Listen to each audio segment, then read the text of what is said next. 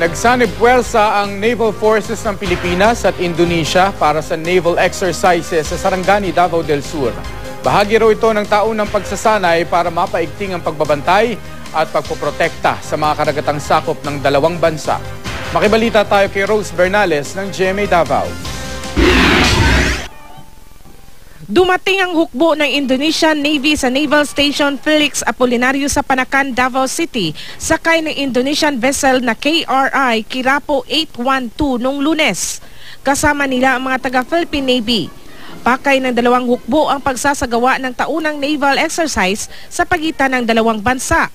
Sa pagsisimula ng exercises kahapon, sabay-sabay na tumulak ang grupo patungong Balut Island sa Sarangani, Davao del Sur. Isinagawa ang naval exercises gamit ang barko ng Indonesia at dalawa pang Philippine Navy vessel na Magat Salamat PS-20 at Miguel Malvar PS-19.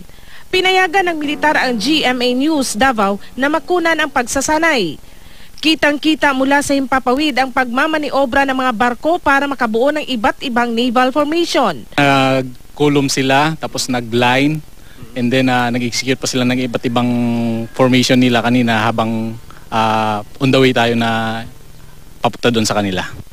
Ayon sa Philippine Navy, layo ng pagsasanay na mapaigting ang puwersa ng parehong bansa para maprotektahan at mabantayan ng mabuti ang mga karagatang sakop ng mga ito. Photo exercise yung tawag natin doon, that was also related sa Corpat Pilindo natin with the Indonesian Navy na kinakandak every year. So yung opening this time is nandito sa Davao, and then yung closing is sa Manado. Ipagpapatuloy raw ang exercises sa Balut Island hanggang sa susunod na buwan.